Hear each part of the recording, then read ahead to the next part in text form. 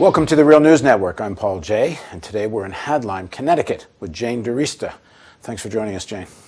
Thank you for having me. So, Jane is the author of The Evolution of U.S. Finance. And Volume 1, for those of you that are, some of you I know are preoccupied with this, is the history of the Fed. And this entire book is about the whole development of U.S. finance. And U.S. finance, Jane, is one of the things that has gotten us into the trouble we're in. Although we're in a weird moment of a recession. We're told we're in the beginnings of a recovery. The stock market's up, bank stocks are up, bank bonuses are way up, and so is unemployment way up. So first, let's start with how did we get into this crisis, which seems to be deepening for most ordinary people? It is deepening for most ordinary people, as you say, because of unemployment. But it's not over by any means. Many of us believe that the same things that brought us to this place last year are now building up to give us a second piece of the storm. And that is the speculative activities of our financial sector, which are ongoing. And they involve proprietary trading, leverage, and the funding operations that make it possible to make an enormous amount of money and to inflate the balance sheets of these institutions. What we're seeing now in 2005 through 2007, many of these institutions almost doubled in size globally. Even England points out that at that time, the balance sheets of its banks grew by 3 times. So give us some examples. What is proprietary trading, and how did it help get us where we are? Proprietary trading is when an institution trades for its own account, not for its customers. So just so a place like Goldman, normally some pension fund would come and they say, here's $1 billion, go make some money for us. Right. So instead of that, they're doing what? They are buying assets on credit for their own account in order to increase their profits so they can pay those huge bonuses. So proprietary trading does nothing for the customer, and it does nothing for the economy. This is just an inside game, a speculative game. So their answer is, well, I'm Goldman Sachs. We're here to make money for people that own Goldman Sachs. So what's wrong with this? Well, it gets them into trouble because in order to make that kind of money, they have to borrow a huge amount of money. That's called leverage in relation to their capital.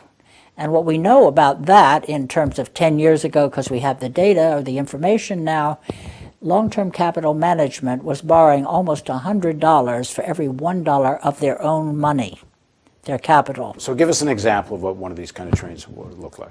Well, the very large amount of proprietary trading that was going on 10 years ago and going on now, somewhat differently, is you borrow a low interest rate currency somewhere in the world. You buy a currency that has a higher interest rate and invest in the assets of that higher interest rate country. So you look around for an economy that's in recession, that's trying to attract capital. Right. So they have really low interest rates on borrowing money. You turn around and bring it here. That's exactly right. In the process, of course, you depress the currency of the country that you borrowed in, and you raise the value. When you buy another currency, you always raise its value. And so then you're getting 2 things. You're getting a difference in interest rates, that is a profit, and a difference in exchange rates that also gives you profit. Now you were off camera, gave me the example. For example, you might borrow yen at one point and come here and buy T-bills that are paying 3 or 4 points. That's exactly right. And so you've got a nice spread there. And you've done this for, say, 3 months, and then you get out of the position and you take your money, and then you do it again. For 2 or 3 points to be meaningful, you got to have a lot of money in play. Exactly. So where are you going to get that money? You're going to get it from other financial institutions. In other words, what we had was financial institutions borrowing from one another, borrowing in London, New York, Singapore, wherever, and using this money to speculate.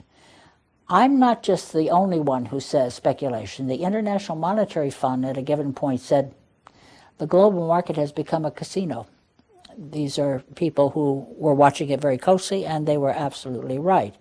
So the borrowing from one another part of this game means that you have counterparty problems. You have this web of interconnections within the financial sector. I owe you money, you owe me money. I don't know how much I owe you, I don't know how much you owe me, and we can't quite figure the whole thing out. It's somewhere on the books, but it's a chain that can unravel. So you have two things going on with proprietary trading. You're blowing up the balance sheets of these institutions on the one hand. On the other hand, you're creating this web of counterparty connections.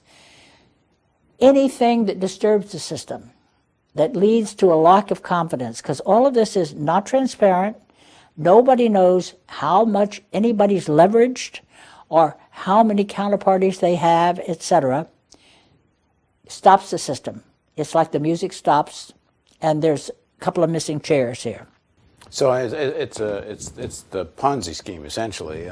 It's a confidence game. As long as all the players have confidence the game will keep going, we can keep playing. And there's so much money, who cares? And at some point, maybe this ain't someone's onto this. Exactly.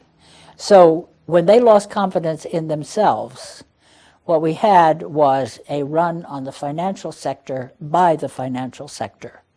And it all stopped. It wasn't us running to the bank and taking our money out, as it was in the Depression. This was a new kind of phenomenon that they were engaged in. So essentially, a Goldman or an institution like that, they know how artificial their books are. And if they've loaned money over here to one of the other financial institutions, everybody knows they're playing a confidence game. So at some point, they all have to stop because the whole thing has no real underlying value. Right. And at the same time, what is going on here is that when they do stop, and I owe you money, okay? You say to me, you've given me these assets as margin accounts for the money that you owe me. Well, I think that you need to give me more margin. You need to give me some more assets.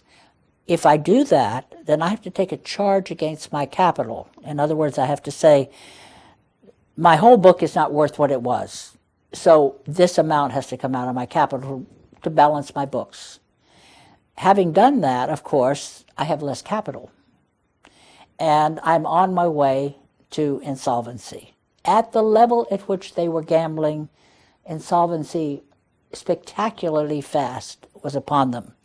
And that was what terrified everybody and which led to all the activity that went on in 2008. Now, one of the pieces of this, because one of the biggest pieces of what they were bundling and selling and using as supposedly an asset were all the subprime mortgages, especially in California and Florida. And as we know from this series we just published recently from McClatchy, one of the ideas was, well, real estate can never go down in Florida and California. So at some point they realized this thing is unraveling, that people just can't keep buying and borrowing when they don't have any real wages and real income. Absolutely right. I mean, the reality of what was going on with the household sector, no wage increases, increases in debt. Debt as a whole phenomena in the United States had gone absolutely past the red bars or whatever warning signs should be there. The household sector had gone from something like 64% of GDP in its borrowing, and that was high, historically high in 1997, up over 100% in 2007. The same had happened to the financial sector. They were up from 64% also to 114%. That was the leverage. That was this enormous putting on of assets that was going on. And all of this, to step back a piece, was because of the role of the dollar. The dollar was a key currency. Money was flowing into the United States from around the world because it was the safe haven. It was where the assets were. And the central banks were putting their surplus earnings on what they sold us into treasury bills. So you had enormous liquidity. I mean, just an immense amount of money. And the financial sector was adding to that because they were, as economists would say, monetizing debt. In other words, every time they went through this proprietary trading game and pledged assets, they used existing assets as margin to borrow, to buy more assets and put them on the balance sheet. So now you're just stacking up the balance sheets. with essentially phony evaluation of assets. Right. The subprime problem was exacerbated by the fact that a given pool of mortgages could have some very good mortgages in it and subprime, and nobody knew what was in there, how much was good and how much. They did, at the time, they didn't think about it.